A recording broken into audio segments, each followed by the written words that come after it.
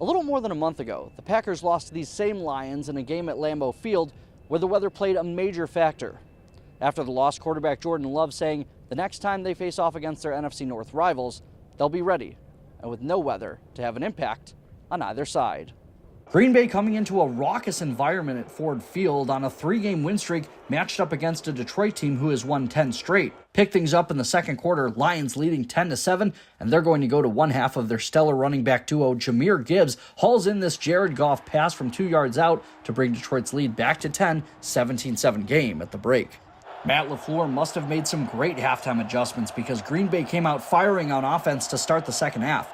Down by double digits, Jordan Love goes to work, finds Tucker Kraft for the score, Packers within 3, 17-14. After a Keyshawn Nixon interception, the Packers started the drive from Detroit's 16 and didn't let that excellent field position go to waste. Josh Jacobs with 1 TD today, going back for seconds. Jacobs, from 6 yards out, gives the Pack their first lead of the day, 21-17 in the third. Detroit needing a response, and they get one, but not from their usual list of suspects. This time, it's Tim Patrick scoring for the first time since the 2021 season to put the Lions back on top 24-21 as these two rivals go back and forth. The Packers started the final quarter as men on a mission. As the old adage goes, 2 touchdowns is good, 3 touchdowns is way better. Josh Jacobs finds the end zone for his third of the day to put Green Bay ahead with a 28-24 lead. With their 10-game win streak in jeopardy, the Lions answered back quickly. Less than 4 minutes after the Packers took the lead, Detroit snatches it right back. Tim Patrick doubles down on his scoring for the year. His second touchdown of the game and the season gives the Lions a 31-28 advantage.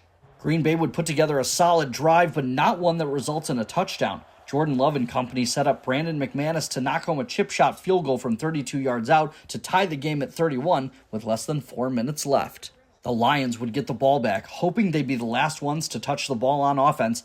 Dan Campbell rolling the dice and going for it on 4th and 1 from Green Bay's 21 instead of kicking the field goal nearly ends in disaster as Jared Goff falls down, but Detroit converts. They went 4 for 5 on 4th down conversions in this one. With 2 seconds on the clock, the fate of the game rests on the foot of Jake Bates, and he knocks it through to give Detroit a 34-31 win, their 11th in a row, sweeping the Packers in the season series.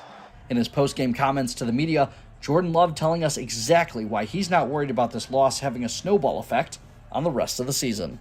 Anytime, you're winning a couple games and you lose, it's going to, disrupt that momentum. So it's one of those things that it's tough. It's a little bit of adversity, but we've handled adversity.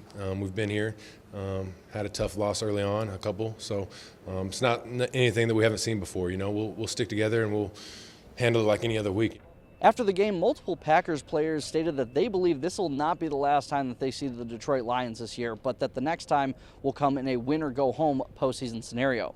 Green Bay will now get a chance to rest up as they don't play another game for 10 days when they head out to the West Coast to take on Seattle. That's the first of the final 4 games in the regular season for Green Bay.